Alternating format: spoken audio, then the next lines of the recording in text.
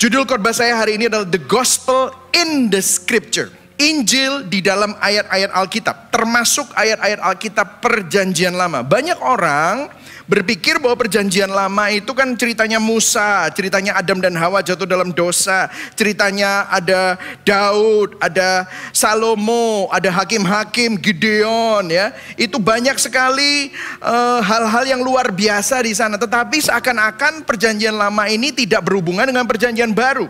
Tetapi tahukah saudara, ternyata Injil itu sudah ada di Perjanjian Lama. Dan hari ini kita akan membahas hal itu. Sebenarnya yang kita baca yang kita akan bahas adalah 3 ayat terakhir dari apa yang akan kita baca. Kita akan baca Galatia 3 ayat 1 sampai 8. Tetapi nanti kita hanya baca 1 sampai 5 sebagai background saja. Minggu lalu Pastor Dave sudah menjelaskan bagaimana the gospel and the Holy Spirit, bagaimana Roh Kudus itu yang melahirbarukan kita. Nah, kita akan baca sama-sama. Saya akan baca yang putih, saudara baca yang oranye. Kita akan baca bergantian, oke? Galatia 3 ayat 1. Hai orang-orang Galatia yang bodoh, siapakah yang telah mempesona kamu? Bukankah Yesus Kristus yang disalibkan itu telah dilukiskan dengan terang di depanmu? Ayat 2. Hanya ini yang hendak ku ketahui daripada kamu. Adakah kamu telah menerima roh karena melakukan hukum Taurat, atau karena percaya kepada pemberitaan Injil? Adakah kamu sebodoh itu?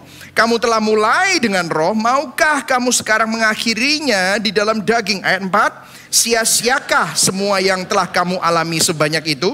Masakan sia-sia? Jadi bagaimana sekarang? Apakah ia yang menganugerahkan roh kepada kamu dengan berlimpah-limpah, dan yang telah melakukan mujizat di antara kamu berbuat demikian karena kamu melakukan hukum Taurat, atau karena kamu percaya kepada pemberitaan Injil? Ayat 6.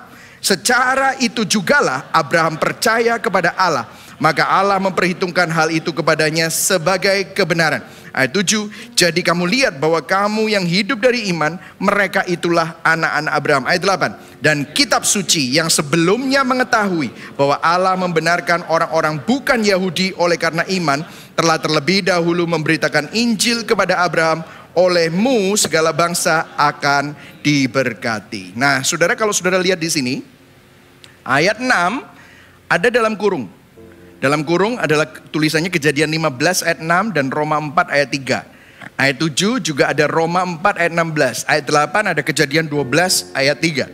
Nah, kalau saudara lihat di Alkitab saudara, kalau saudara punya holy gadget ya, holy gadget ya, saya panggilnya holy gadget, di HP saudara, itu ada aplikasi Alkitab. Nah, kalau saudara turn on, itu nyalakan fitur referensi silang. Kalau saudara nyalakan itu, maka di depan ayatnya ini akan ada 3.3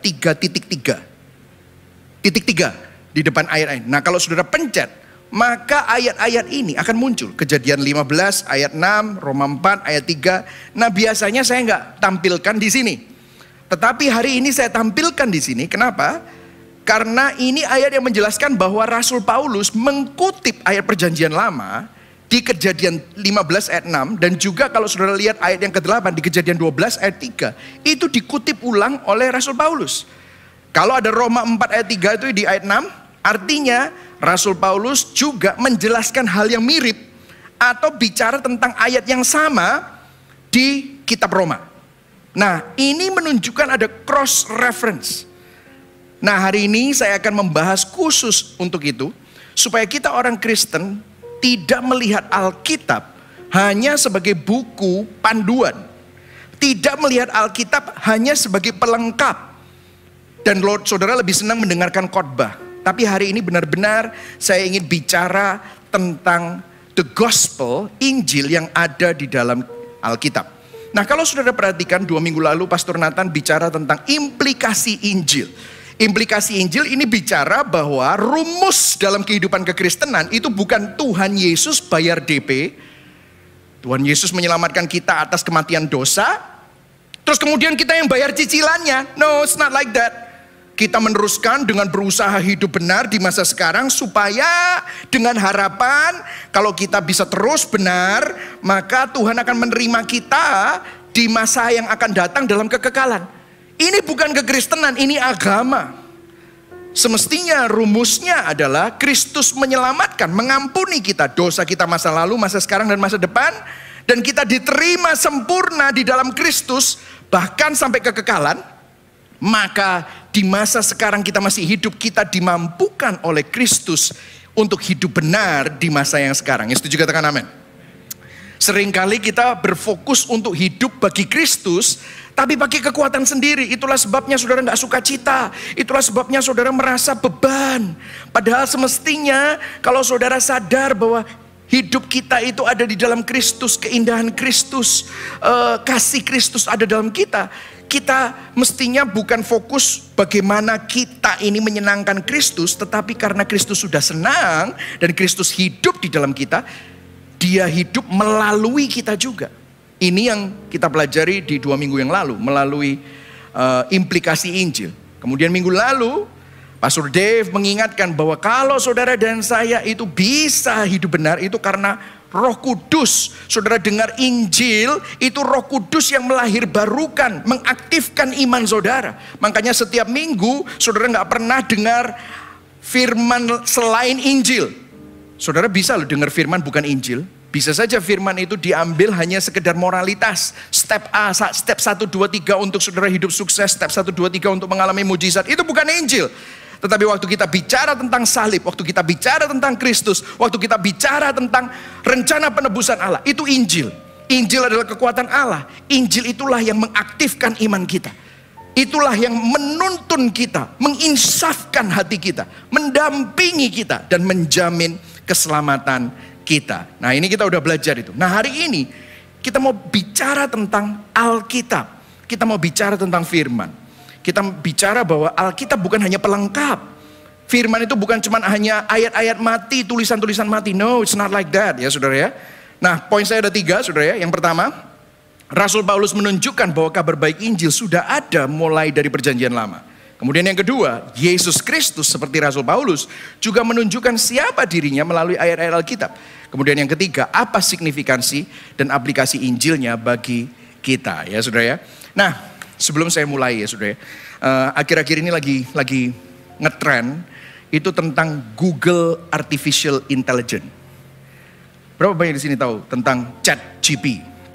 Ya, wah ada yang tanya langsung angkat tangan. Yang nggak tahu ya baca koran ya saudara ya, atau cari tahu ya saudara ya. Nah, saudara sekarang itu katanya artificial intelligence itu akan menggantikan banyak fungsi dari pekerjaan karena komputer makin pinter. Saudara kalau mau membuat surat katanya bisa minta tolong Google untuk buat surat ucapan terima kasih, bikin macam-macam lah. Saudara bisa bikin banyak hal melalui artificial intelligence. Bahkan katanya artificial intelligence ini akan menggantikan banyak pekerjaan gitu saudara ya. Nah kemudian kemarin ada yang bilang gitu ya, saya coba artificial intelligence ini bisa nggak untuk buat khotbah gitu saudara ya. Wah dikasih ayat bikin khotbah, tapi rupanya khotbahnya belum khotbahnya gospel center gitu saudara ya. Soalnya kalau khotbah gospel center susah katanya. Yang ada mereka bikin khotbah, ternyata artificial intelligence bisa bikin khotbah saudara. Khotbahnya sangat moralistik, tapi khotbahnya bisa ngasih tahu bagaimana Anda jadi orang yang baik. Ya masalahnya khotbah moralistik itu ya, masalahnya kita tuh udah tahu yang salah yang mana, yang baik yang mana, betul atau enggak? Jadi Google aja udah tahu. Nah yang beda itu, ya puji Tuhan, artificial intelligence masih belum bisa bikin khotbah gospel center ya. Paling tidak gospel center church masih dibutuhkan gitu saudara ya. Kalau enggak saudara bisa baca sendiri. Cuman begini saudara, maksud saya begini. Seringkali kita berusaha untuk menemukan cara supaya hidup bahagia. Kita menemukan cara supaya hidup ini yang praktis-praktis saja. Let me tell you. Semua tips-tips moral itu tidak mengubah hidup kita. Hal-hal yang kelihatannya baik, kalau itu bukan Injil, hanya Injil yang bisa mengubahkan hati saudara. Karena dari hatimu muncullah kehidupan. Kalau hati kita ini mengikuti dosa, hidup dalam daging, maka hidup yang akan keluar dari kehidupan kita adalah kebinasaan. Itulah sebabnya hari ini saya mau bicara tentang firman. Nah, yang pertama, Rasul Paulus menunjukkan bahwa kabar baik Injil sudah ada dari perjanjian lama. Coba kita lihat, yang menarik adalah di ayat 6. Rasul Paulus langsung menyebutkan tentang Abraham. Nah ceritanya kan begini, Judaizer bilang, Paulus, Injil yang kamu beritakan itu terlalu gampang. Semua serba anugerah. kasih karunia oleh iman. It's too easy. Makanya kita itu kalau mau jadi Kristen tulen harus jadi orang Yahudi. Harus disunat, mengikuti ini semua. Nah, Rasul Paulus mau memberikan argumentasi. Dia sudah memberikan argumentasi, implikasi Injil. Memberikan argumentasi bahwa Roh Kudus yang melahirbarukan. Kemudian dia bawa satu orang karakter besar di perjanjian lama. Bahkan sebelum Musa muncul dengan hukum Tauratnya. Siapa bapaknya Musa? Siapa nenek moyangnya Musa? Abraham. Dia langsung ngomong gini di ayat 6. Secara itu jugalah, baca sama-sama yang biru. 1, 2, 3. Abraham percaya kepada Allah, maka Allah memperhitungkan hal itu kepadanya sebagai kebenaran. Ini adalah konsep Injil. Di mana? Saudara baca sendiri di Kejadian 15 ayat 6. Oh, ternyata Injil itu sudah ada di Kejadian, kitab yang pertama di Alkitab. Abraham belum benar. Abraham itu pembohong, penyembah berhala. Tetapi waktu Abraham percaya kepada Allah, maka Allah memperhitungkan hal itu kepadanya sebagai kebenaran. Abraham belum melakukan apa-apa yang benar. This is salvation by grace through faith. Di kitab Kejadian. Bayangkan saudara. Terus kemudian ayat 7 dikatakan, jadi kamu lihat bahwa, ayo baca yang kuning, 1, 2, 3. Mereka yang hidup dari iman, mereka itulah, saudara dan saya ini anak-anak Abraham. Kenapa? Karena ternyata Abraham pun sudah kenal Injil dari awal. Ternyata Injil sudah ada dari perjanjian lama. Tim Keller bilang begini, satu-satunya cara untuk memahami serta mengenal Injil adalah melalui ayat-ayat Alkitab, baik perjanjian lama maupun perjanjian baru. Namun pada saat yang sama, ayat-ayat Alkitab juga hanya dapat dipahami esensinya melalui lensa Injil. So, what yang Tim Keller katakan begini, without the scripture you have no gospel. The gospel is in the scripture. Tanpa ayat-ayat Alkitab kita nggak punya Injil. Tapi kalau kita baca ayat-ayat Alkitab tanpa lensa Injil, kamu akan bingung. Kamu nggak akan dapat esensinya. Waktu kamu ngelihat penyembelihan, darah, ada upacara ini, upacara itu, ada hukum Taurat, nggak boleh ini, nggak boleh makan ini, nggak boleh makan itu. Kamu akan bingung. Makanya sekarang ada banyak sekali gereja-gereja ke-Yahudi-Yahudian. Ada banyak gereja-gereja. Saya nggak menjelekkan yang ke Israel ya. Tapi dikatakan ziarah ke Israel. Supaya kita mendapatkan berkat Abraham. Dude, kamu itu hidup di mana? Perjanjian lama kamu gak ngerti. Karena melihat ayat-ayat itu bukan dengan lensa Injil, maka kita gak ngerti. Jadi scripture without the gospel means nothing. The gospel without scripture also means nothing. Dua-duanya tidak bisa dipisahkan. Yang setuju katakan amin. Sudah bisa mulai mengerti apa yang saya katakan ini. Nah, kemudian yang menarik adalah, yang sangat powerful menurut saya, ini adalah pernyataan yang sangat spektakuler, adalah di ayat 8. Coba kita baca pelan-pelan, oke? Kita baca sama-sama. 1, 2, 3. Kitab suci yang sebelumnya apa? Stop dulu. Kitab suci yang sebelumnya mengetahui. Loh, kitab suci itu kan barang mati. Kok bisa mengetahui? Artinya hidup. Lihat. Bahasa aslinya foreknowledge. Kitab suci yang sebelumnya mengetahui. Apa yang diketahui? Koma. Baca sama-sama. 1, 2, 3. Bahwa Allah membenarkan orang-orang bukan Yahudi oleh karena iman. Oh, dia bisa tahu masa depan. Di zamannya Abraham ini bapaknya orang beriman. Satu hari bukan cuman hanya keturunannya Abraham secara darah, yaitu orang Israel, yang akan percaya oleh iman. Tapi akan ada orang Indonesia, ada orang Jawa, orang Batak, orang Tionghoa yang akan percaya. Wow, kitab suci sudah tahu. Loh, ini menarik loh saudara.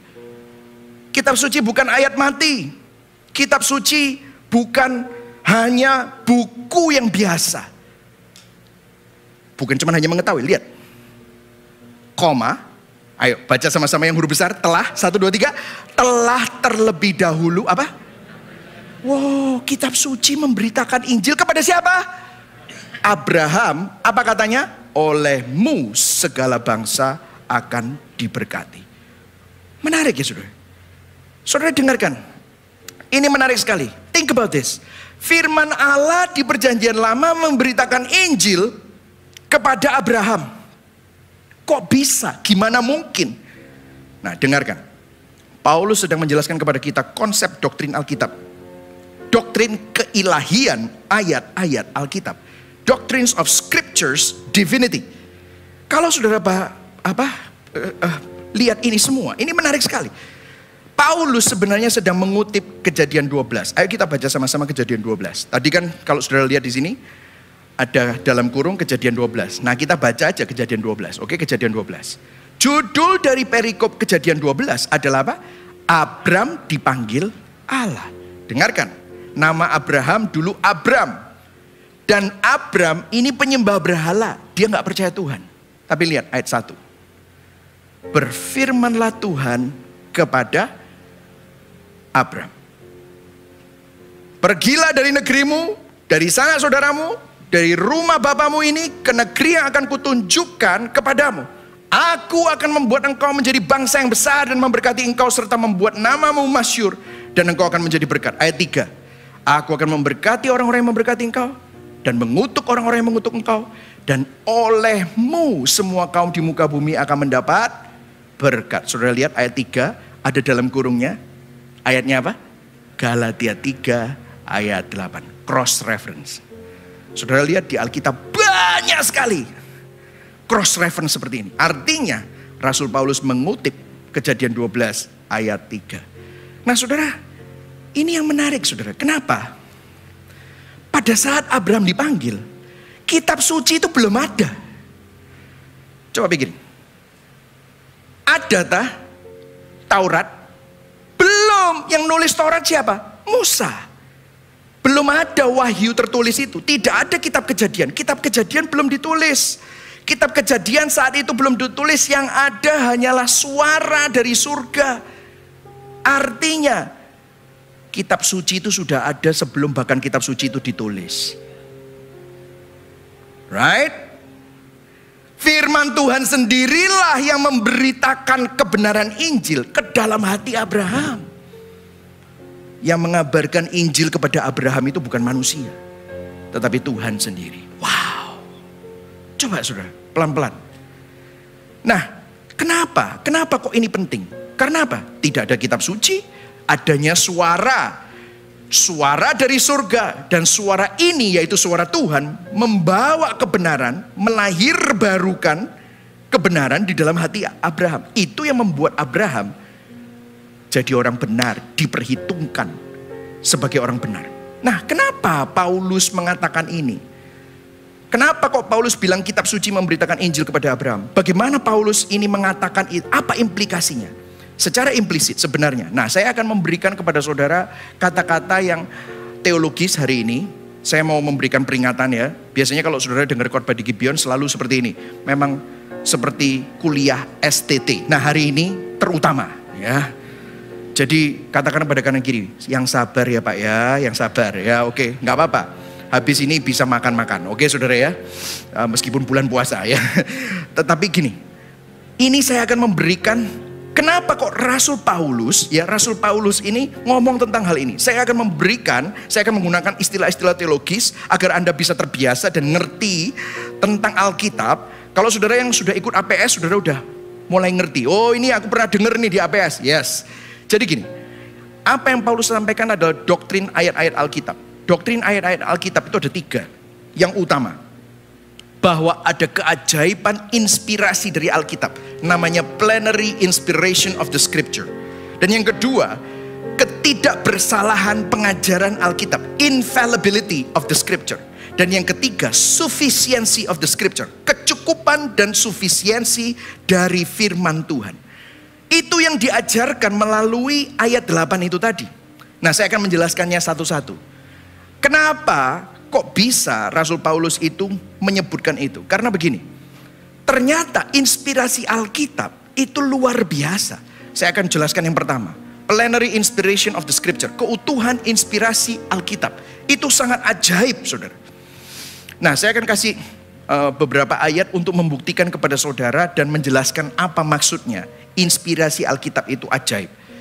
Yesus, waktu dia bicara sama orang Farisi, di Matius 19 ayat 4-5, dia bilang begini. Jawab Yesus, tidakkah kamu baca bahwa Ia yang menciptakan manusia sejak semula, menjadikan mereka laki-laki dan perempuan. By the way, kalau sudah lihat dalam kurung, dia mengutip apa? Kitab Kejadian. Oke, Kejadian 1 dan 27 dan Kejadian 5 ayat 2. Kemudian kemudian Matius 19 ayat 5 dibilang apa? Dan apa, saudara? Firman-Nya. Katakan sama-sama, firman-Nya. Firman-Nya. Nyanya huruf besar. Nah, saya berhenti dulu. Dikatakan sebab itu laki-laki akan meninggalkan ayahnya dan ibunya, bersatu dengan istrinya sehingga keduanya menjadi satu daging. Ini adalah khotbah wedding. Nah, yang ngomong ini Yesus ya. Firman-Nya huruf besar. Artinya gini, Yesus mengutip kitab Kejadian dan mengatakan bahwa kitab Kejadian itu firman Allah. Jadi Yesus mengatakan penulis kitab Kejadian yang adalah manusia. Para pakar Alkitab percaya bahwa yang menulis kitab Kejadian adalah Musa. Artinya gini, tulisan Musa yang merupakan bagian dari Torah, Yesus loh yang ngomong, itu adalah firman Tuhan. Loh, yang nulis kan Musa. No. Memang yang nulis Musa. Tapi inspirasinya, penuntunannya, itu semua dari Allah. Itulah sebabnya tulisan Musa di dalam Alkitab sesuai manuskrip aslinya, itu adalah firman Allah. Satu contoh lagi. Ini adalah khotbah Petrus yang pertama kali setelah terjadinya pencurahan Roh Kudus di hari Pentakosta. By the way, Pentakosta cuman sekali. Tidak ada Pentakosta kedua, tidak ada Pentakosta ketiga, keempat, kelima, ya sudah tidak ada. Itu semua hanyalah Tuhan bekerja, gitu ya. Tetapi itu bukan Pentakosta. Pentakosta ya cuman sekali.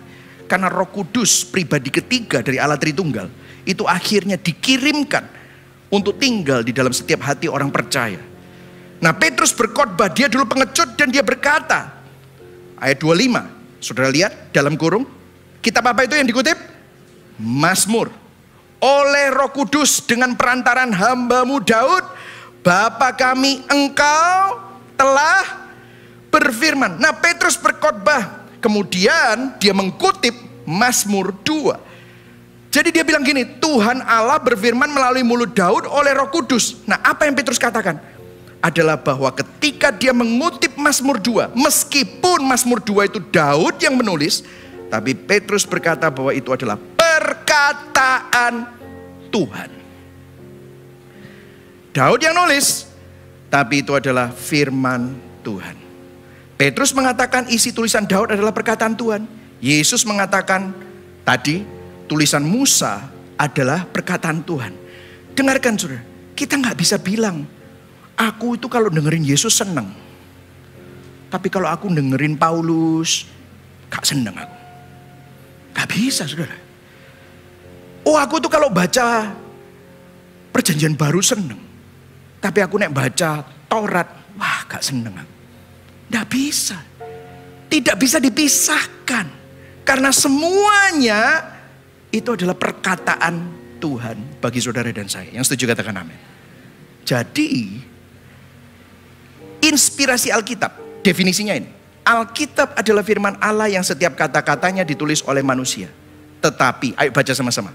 Tuhanlah yang menginspirasi, mendorong dan membimbing mereka untuk menulis setiap kata, setiap bentuk kata dan setiap penempatan kata di dalam manuskrip aslinya.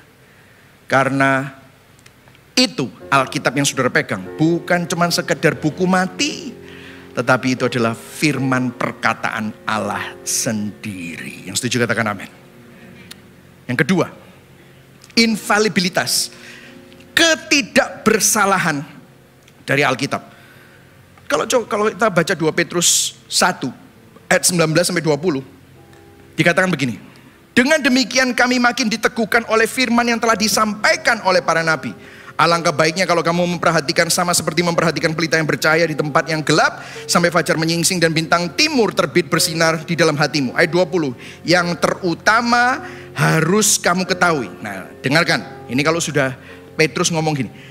Dengerin. Ini yang perlu kamu ketahui. Ialah bahwa. Ayo baca sama-sama. Dari yang biru itu. 1, 2, 3. Nubuat dalam kitab suci tidak boleh ditafsirkan menurut kehendak sendiri. Ayat 21, sebab tidak pernah nubuat dihasilkan oleh kehendak manusia, tetapi oleh dorongan Roh Kudus, orang-orang berbicara atas nama Allah. Woi.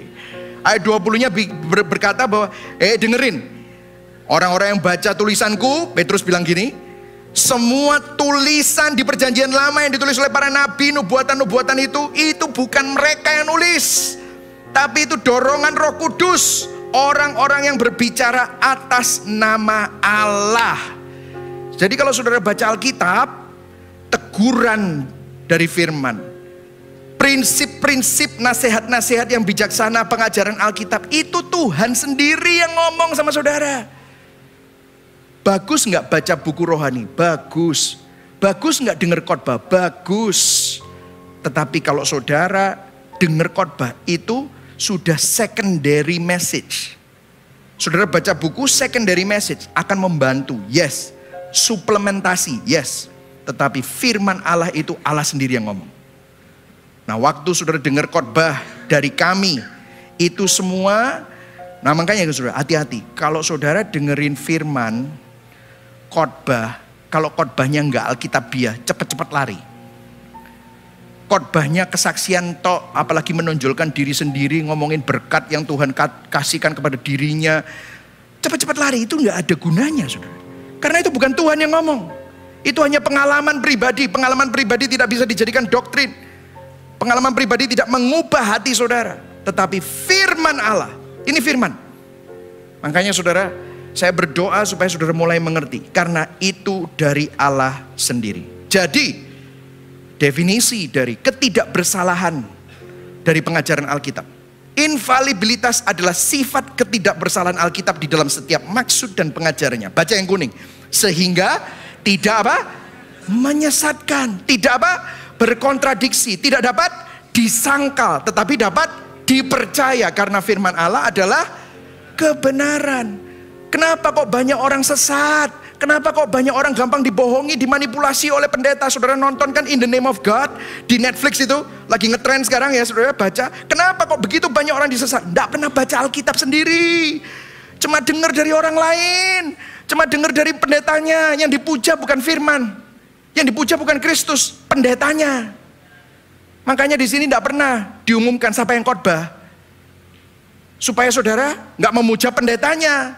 Tapi cinta Injil dan firmannya. Yang setuju katakan amin. Jadi tidak peduli ya siapa yang khotbah, saudara tetap datang kan? Amin. Ya saudara. Jadi inilah yang menjadi inti dari semuanya. Kita perlu konsisten. Coba baca 2 Timotius 3 ayat 16. Ayo baca semuanya. 1, 2, 3. Segala tulisan yang diilhamkan Allah memang bermanfaat untuk apa? Mengajar. Untuk apa? Menyatakan kesalahan. Untuk apa? Memperbaiki kelakuan dan untuk mendidik orang dalam kebenaran. Bukan mendidik orang untuk sukses. Bukan untuk mendidik orang untuk kaya, untuk bahagia. Lo bisa gak diberkati di dalam kebenaran? Ya bisa. Tetapi bukan itu intinya. Kebenaran. Engkau bisa kenal Allah dengan benar. Mengenal Allah dengan benar. Ya saudara ya. Sudah mulai ngerti nih. Wah, ternyata ya firman Allah ini luar biasa. Yes. Yang ketiga, sufficiency of the scripture. Sufficiency atau kecukupan Alkitab. Itu apa maksudnya? Nah, kalau saudara lihat di sini, kitab suci sebelumnya mengetahui. Artinya kitab suci itu bukan sesuatu yang mati, tetapi tahu. Terlebih dahulu memberitakan Injil. Paulus menulis seakan-akan firman ini hidup. Memang benar. Artinya firman Tuhan ini bukan tulisan-tulisan mati, tetapi suatu yang hidup, yang berkuasa. Ada ayatnya saudara, Ibrani 4 ayat 12. Saya baca sama-sama ayatnya. 1, 2, 3. Sebab firman Allah hidup dan kuat, lebih tajam daripada pedang bermata dua manapun. Ia menusuk amat dalam sampai memisahkan jiwa dan roh, sendi-sendi dan sumsum. Ia apa?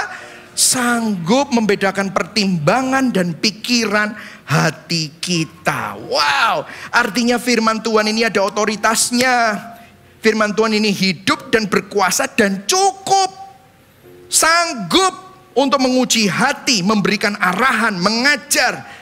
Dengan kata lain, sufisien. Tidak perlu ditambahin penglihatan-penglihatan, nubuatan-nubuatan, ya.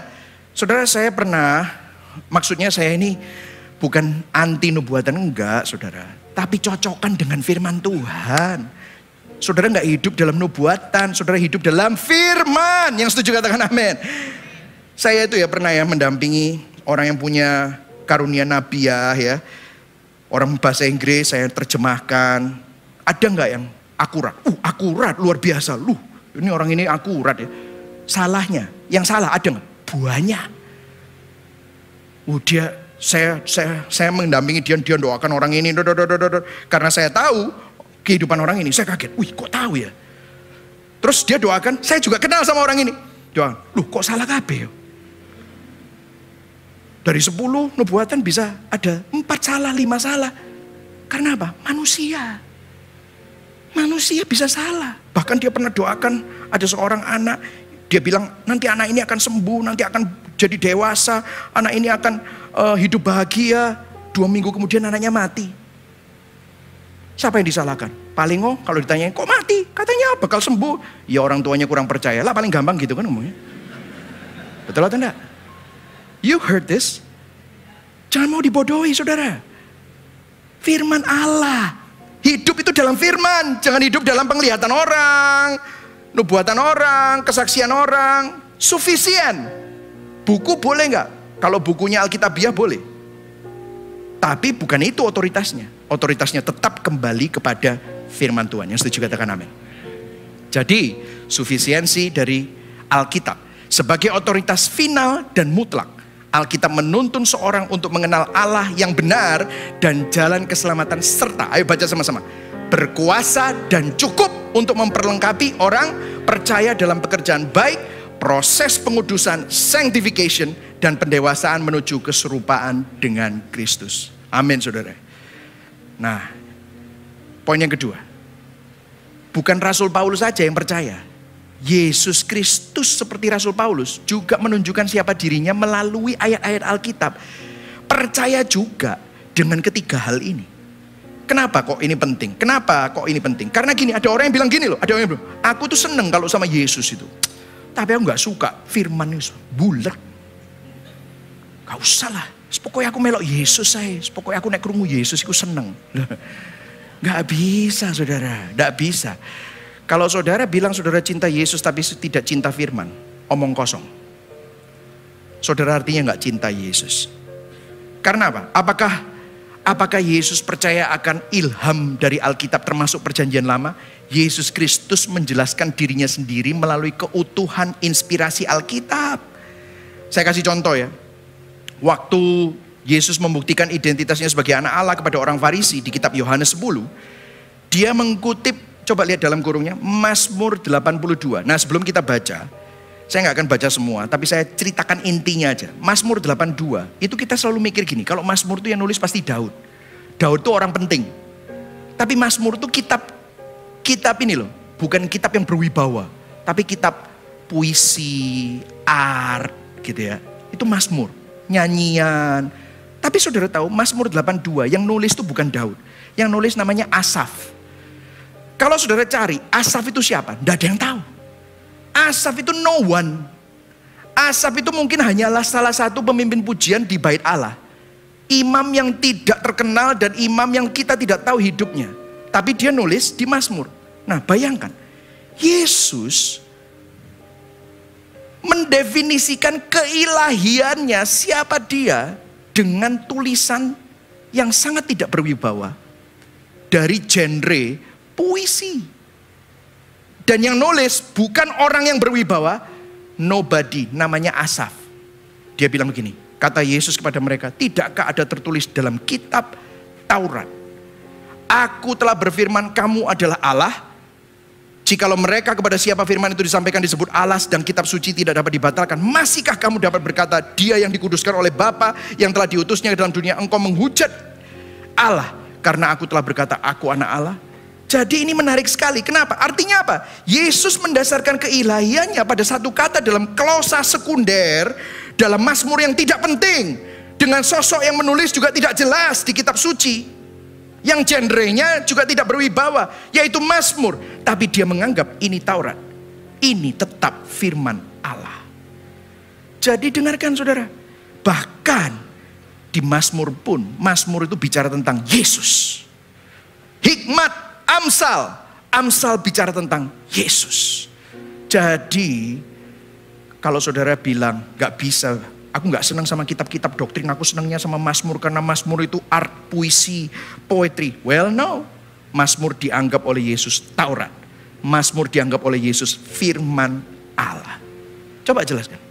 Artinya semua penulis, siapakah itu, apakah dia tidak dikenal atau tidak kenal, tetap melalui inspirasi Roh Kudus, itu adalah tetap firman Allah. Yang setuju katakan amin. Apakah Yesus percaya sufisiensi dari kecukupan Alkitab? Ya. Saya kasih contoh. Saudara masih ingat Yesus pernah memberikan perumpamaan tentang Lazarus dan orang kaya. Lazarus orang kaya makannya enak-enak, terus kemudian orang kaya, terus Lazarus ada di bawah sana makan remah-remah, orang miskin borokan, anjing harus menjilat boroknya, terus dua-dua mati. Lazarus duduk di pangkuan Abraham di surga. Orang kaya ada di Hades. Bukan di Firdaus, tapi di Hades, tempat penderitaan. Si orang kaya itu menderita, tolong celupkan jarimu ke aku. Terus Abraham bilang, gak bisa, ini ada jurang. Terus kemudian orang kaya bilang begini, kata orang itu, orang kaya, kalau demikian aku minta kepadamu Bapa supaya engkau menyuruh dia ke rumah ayahku. Maksudnya dia itu Lazarus. Sebab masih ada 5 orang saudaraku, supaya ia memperingati mereka dengan sungguh-sungguh agar mereka jangan masuk kelak ke dalam tempat penderitaan ini. Ini Yesus yang ngomong. Tetapi kata Abraham, baca sama-sama yang biru, 1, 2, 3. Ada pada mereka kesaksian siapa? Musa dan para nabi. Ditulis di mana? Di Alkitab. Baiklah mereka mendengarkan kesaksian itu. Jawab orang itu, oh enggak Bapak. Kalau ada orang yang datang dari antara orang mati kepada mereka, mereka akan bertobat. Kalau ada orang bangkit dari orang mati, pasti bertobat. Mujizat pasti bertobat. Tidak mungkin enggak. Ini Yesus yang ngomong. Ayat 31. Kata Abraham kepadanya, jika mereka tidak mendengarkan kesaksian Musa dan para nabi, mereka tidak juga akan mau diyakinkan, sekalipun oleh seorang yang bangkit dari antara orang mati. Wah, yang ngomong Yesus loh. Firman itu udah cukup. Gak usah mujizat-mujizat. Kalau ada mujizat, puji Tuhan. Tapi mujizat gak mengubah hati manusia. Yang ngubah Injil adalah kekuatan Allah. Mujizat itu cuma bonus. Hanya tambahan-tambahan. Tulisan Musa, para nabi sudah cukup. Kalau mereka tidak bisa diyakinkan dengan itu, mereka juga tidak akan diyakinkan oleh mujizat apapun. Masih ingat di Galatia 1? Paulus ngomong yang sama. Kalau sampai malaikat turun dari surga memberitakan Injil itu gak sesuai sama firman, terkutuklah dia. Makanya saudara kalau dengarkan ada orang punya penglihatan naik ke surga, cocokkan sama firman. Turun ke neraka, cocokkan sama firman. Versi neraka mereka sesuai gak sama firman? Kalau gak sesuai, meskipun kelihatannya banyak orang bertobat, terkutuklah dia. Yang ngomong bukan saya, tetapi apa? Galatia 1. Saudara dengarkan saudara. Sufficiency of the scripture. Cukup, Alkitab itu cukup. Alkitab itu berkuasa. Yang setuju katakan amin. Kalau saudara lihat yang terakhir nih. Apakah Yesus juga percaya ketidakbersalahan pengajaran Alkitab? Dengarkan, Yesus terus menerus mengutip ayat Alkitab Perjanjian Lama yang membuktikan kehandalan serta ketidakbersalahan pengajaran Alkitab. Apa buktinya? Di Liberty University ada seorang yang membuat studi yang meneliti perkataan Yesus. Dari 1800 ayat yang mencatat perkataan Yesus di keempat kitab Injil, 180 dari ayat-ayat tersebut adalah kutipan ayat-ayat dari Perjanjian Lama. Saudara notice gak? Setiap kali Yesus itu mau menjelaskan sesuatu, dia ngomong apa? Ada tertulis. It is written. Waktu dia berargumentasi dengan orang-orang Farisi, tidak tahukah kamu di dalam Tauratmu? Dia ngomong sama orang kaya yang sombong, gimana caranya masuk surga? Kamu tahu Taurat? Langsung dia ngutip. Jangan mencuri, jangan membunuh. Dia ngutip 180. Setiap kali dia ngomong, ada tertulis. Bahkan di atas kayu salib, tidak ada orang yang tahu. Semua orang itu sudah tidak ada ribuan orang.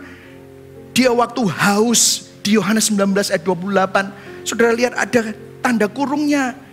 Mazmur 22, Mazmur 69. Sesudah itu karena Yesus tahu bahwa segala sesuatu telah selesai, berkatalah ia, supaya apa? Genaplah yang ada tertulis dalam kitab suci. Aku haus bahkan untuk mengungkapkan kebutuhan fisiknya. Dia ngomong firman. Saudara baca Mazmur 69, ada perkataan, aku haus. Di situ ada suatu bekas penuh anggur asam. Dan itu adalah penggenapan nubuatan. Gak ada yang menilai loh saudara. Gak ada yang menguji Yesus apakah ini terpenuhi. Ada dicekin, gak ada. Apakah ini sesuai dengan nubuatannya? Mengapa Yesus selalu berpikir tentang firman? Selalu mikirnya ayat Alkitab. Yesus ngomong sama siapa? Gak ada orang di sekitarnya. Ini saksi mata yang mencatat semua perkataannya. Semua perkataan Yesus itu firman. Firman. Kalau saudara baca di Matius 27. Waktu dia terakhir, waktu setelah langit gelap, kira-kira jam 3, berserulah Yesus dengan suara nyaring, Eloi, Eloi, lama sabachthani. Artinya, Allahku, Allahku, mengapa engkau meninggalkan aku? Itu bukan perkataan Yesus original. Itu adalah apa? Kutipan Mazmur 22 ayat 2. Aneh, mengapa dia harus ngomong itu? Untuk menggenapi firman. Makanya saudara, kalau saudara lihat Lukas 18 ayat 31, dia ngomong sama murid-muridnya sebelum dia ke Yerusalem. Sekarang kita pergi ke Yerusalem dan segala sesuatu yang ditulis oleh para nabi mengenai anak manusia akan digenapi. Semua kehidupannya sesuai firman. Matius 26 ayat 54, waktu Petrus menghunus, waktu Yesus mau ditangkap, menghunus pedang, Petrus memotong telinga Malkus sama Yesus. Stop. Masukkan pedang. Sama dia diambil kupingnya, disembuhkan Malkus. Dia ngomong begini, kalau aku mau 12 legion malaikat bantu aku membunuh semua tentara ini. Tapi ayat 54 dia bilang, jika begitu bagaimanakah akan digenapi yang tertulis dalam kitab suci yang mengatakan bahwa harus terjadi demikian, bahwa anak manusia harus ditangkap dan pergi ke salib. Hidupnya firman. Firman itu cukup. Kenapa? Kenapa? Dengarkan. Yesus mengutip firman Tuhan secara terus-menerus. Supaya semua yang dilakukannya menggenapi dan sesuai dengan firman Tuhan. Kenapa? Karena dialah sang firman itu. Dialah firman itu sendiri. Dan firman itu menghidupi firmannya. Firman itu mentaati firmannya. Firman itu hidup dan dia mentaati firmannya sendiri. Apa signifikansinya? Ini adalah poin saya yang terakhir. Aplikasi Injilnya untuk kita. Saudara, sebelum kita masuk ke dalam aplikasi dan signifikansi, saya mau tunjukkan kepada saudara sebuah gambar. Gambar ini spektakuler. Gambarnya modelnya seperti ini. Kalau saudara lihat ini mungkin saudara, apa sih? Ini apa? Ini adalah gambar 63.779 referensi silang ayat-ayat Alkitab. Dari Kejadian sampai Wahyu. Semuanya ini. Ternyata ayat itu saling mereferensikan satu dengan yang lain. Dengarkan. Saudara gak bisa bilang saudara cinta Yesus dan saudara benci firman. Saudara gak bisa bilang saudara cinta Yesus tapi saudara gak pernah baca firman. Saudara gak bisa bilang aku gospel center tapi saudara gak pernah baca firman. Firman ini adalah firman, sang firman itu adalah Yesus sendiri. Kalau saudara mau kenal Yesus, baca firman. Kalau saudara lihat Alkitab itu 40 penulisnya, tidak kenal satu dengan yang lain. Ada raja, ada nelayan, ada hakim, ada nabi, ada dokter. 3 bahasa, Ibrani, Aramaik, Yunani, di 3 benua. Asia, Afrika, Eropa, 13 negara, 66 kitab dalam kurun 1500 tahun. Semuanya tema sentralnya Yesus. Yesus Kristus. Makanya kalau saudara baca perjanjian lama adalah perjanjian baru yang belum diungkapkan. Perjanjian baru adalah perjanjian lama yang sudah disingkapkan. Kalau saya mau katakan dengan bahasa saya, perjanjian lama adalah Injil yang tersirat. Perjanjian baru adalah Injil yang tersurat. Kalau kita baca perjanjian lama dan melihat ceremonial law, mesbah, korban, meja roti, pelita emas, tabernakel, bait Allah, imam besar. Kalau saudara nggak punya lensa Injil, saudara bingung, nggak boleh makan ini, nggak boleh makan itu.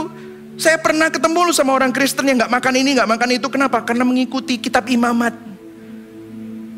Saya mengikuti tahu sama orang Kristen yang, oh iya kalau aku sabat harus gini, harus hari. Kenapa? Karena mereka nggak pakai lensa Injil. Dengarkan saudara, ceremonial law, mesbah, korban, meja roti, ini menunjukkan kepada siapa?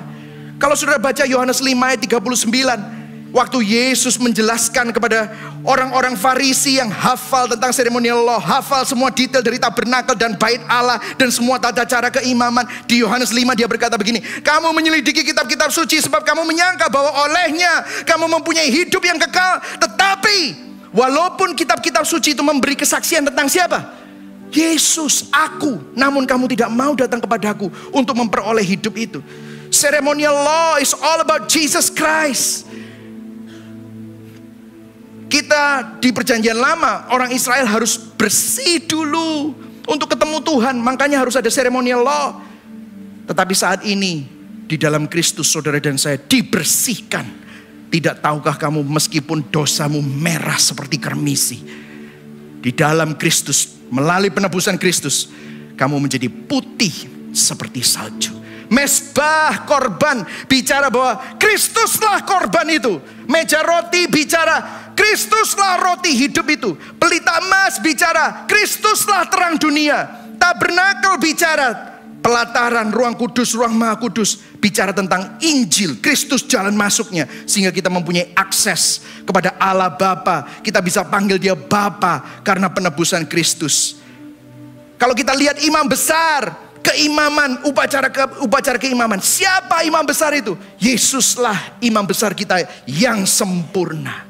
Kalau saudara lihat hukum Taurat itu siapa yang menulis? Musa yang menulis. Di perikop yang sama Yesus berkata di Yohanes 5 di ayat yang ke-46. Baca sama-sama, 1, 2, 3.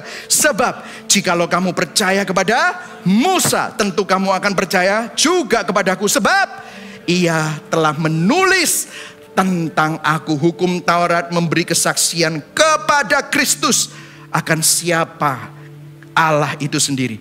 Siapa Tuhan. Itulah sebabnya kita gak bisa bilang Kristus itu sendiri, Alkitab perjanjian lama itu sendiri. No. Kalau saudara baca Ibrani 1 ayat 1-2. Setelah zaman dahulu Allah berulang kali dan berbagai cara kepada nenek moyang kita dengan perantaraan nabi-nabi. Ayat 2, baca sama-sama.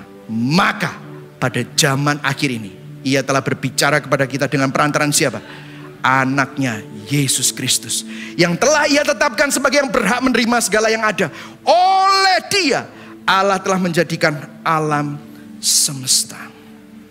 Saudara, kalau saudara lihat para tokoh Alkitab perjanjian lama, Musa, Yosua, Yunus, dan saudara gak lihat ini di dalam lensa Injil, saudara akan bingung. Saudara akan pikir saudara itu Musa, Firaun itu mertuamu mungkin. Saudara akan berpikir saudara itu Gideon, pengecut gak berani. Orang Filistin itu bisnis sainganmu itu, saingan bisnismu itu. Orang Filistin itu. Sehingga apa? Saudara bingung. Saudara di politik, kalau saudara di politik, sainganmu itu. Wah, itu Goliatku itu. Atau kalau enggak, orang tuamu itu. Saul sama Daud. Ini kayak gitu saudara. Saudara nggak ngerti. Siapa Musa? Siapa Yosua? Kalau saudara lihat ini, Musa, Yesus adalah Musa yang sempurna, yang membawa keluar bangsa Israel dari perbudakan Mesir, dibawa ke tanah perjanjian. Siapa saudara? Saudara adalah bangsa Israel yang diperbudak dosa. Saudara adalah orang yang bebal, orang yang selalu menyembah berhala, orang yang ketakutan, orang yang kepingin kembali ke Mesir. Itu kita. Kita yang selalu diperbudak oleh bangsa-bangsa kafir. Kita selalu menyembah berhala. Tapi kalau saudara lihat, semua Musa adalah, Yesus adalah Musa yang sempurna. Yesus adalah Yosua yang sempurna. Yesus adalah Yunus yang lebih baik. Kita bukan Musa. Kalau saudara lihat polanya ya, saya ambil yang hakim-hakim aja. Deborah, Gideon, Samson. Kalau saudara lihat, Deborah, dia bawa satu pasukan, satu bangsa, ngalahin orang Kanaan. Gideon, pertamanya pasukannya 32.000. Tuhan bilang kebanyakan. Suruh bilang, yang takut pulang. Dari 32.000, 22.000 pulang. 10.000. Tuhan bilang kebanyakan, bawa ke sungai. Kalau minumnya nyucup sama minumnya pakai tangan, yang pakai tangan itu pasukan. Saudara tahu 9.700 nyucup saudara. Tinggal 300. Dia bilang, lu mateng kon, cuma tinggal 300. Oh ini orang langsung dibuat, makanya kamu tuh harus seperti pasukan, gak boleh nyucup, harus pakai tangan. Gak ada hubungannya saudara, gak ada hubungannya. Ini bicara tentang apa saudara? Dengarkan. Dengan 300 dia menang. Deborah satu bangsa menang. Gideon 300 menang. Terakhir Samson sendirian.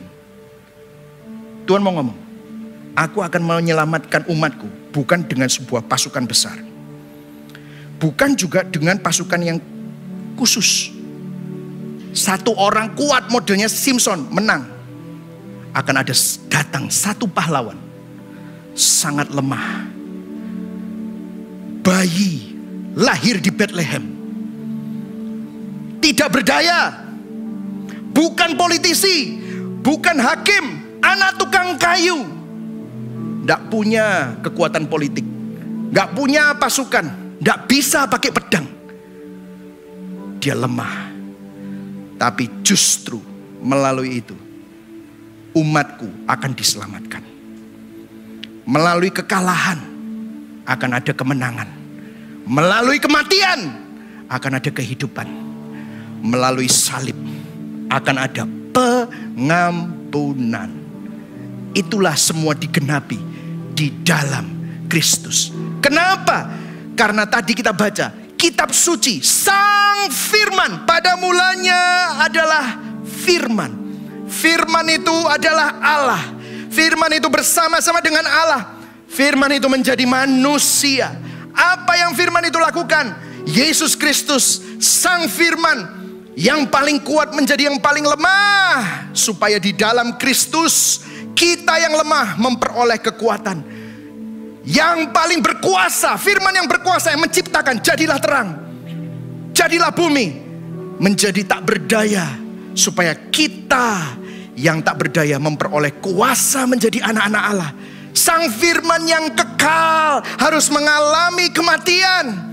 Supaya apa? Supaya kita yang mati memperoleh kehidupan yang kekal.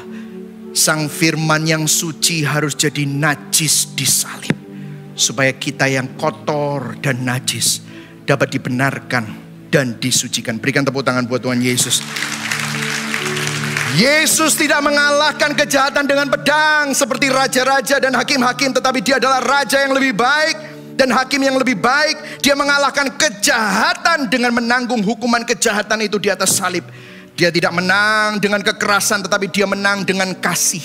Dia tidak menunjukkan kekuatan kuasanya seperti nabi-nabi, tetapi Yesus adalah nabi yang sempurna. Dia menunjukkan kasihnya dengan kematian di atas salib. Justru dengan kematian dia memberi kehidupan. Inilah kabar baik Injil. Dan Kristus, Sang Firman yang sama, ada di pihak saudara. Ada bersama dengan saudara. Bersama dengan pergumulan saudara, bersama dengan air mata saudara, bersama dengan semua keluh kesahmu. Dia mengerti. Kenapa? karena dia pernah ada di sana. Hari ini sebagai refleksi, dusta apa yang menyihir kita, yang kita percayai sehingga membuat kita tenggelam di dalam kekelaman emosi hati kita. Bertobat saudara. Setiap hari saudara dibombardir dengan ideologi-ideologi asing yang membuat saudara khawatir. Saudara lebih percaya sama dusta. Tapi hari ini saya berdoa, biarlah saudara menjadi orang-orang yang berinjil, maka orang berinjil akan mencintai firman Tuhan. Kebenaran Injil itu perlu saudara khotbahkan untuk dapat melihat keindahan Kristus dan kembali hidup dalam pengharapan. Mari sama-sama kita bangkit berdiri. Saudara diberkati hari ini. Amin. Karena Injil, kita tidak berusaha menjadi kuat. Tapi dalam kelemahan kita sekalipun, kita dikuatkan di dalam Kristus. Yang setuju katakan amin. Karena Injil, walau kita tidak bisa selalu mengerti rencana Tuhan, tetapi kita bisa melihat Allah yang setia itu bekerja sepanjang masa. Karena Injil, kita tidak malu akan kegagalan dan kelemahan kita, tetapi justru semakin bersandar akan kemampuan dan kemenangan Kristus. Karena Injil, di dalam setiap masa dan setiap gejolak hidup kita, kita tetap tenang saat melihat tangan Sang Penebus yang kuat menggenggam hidup kita.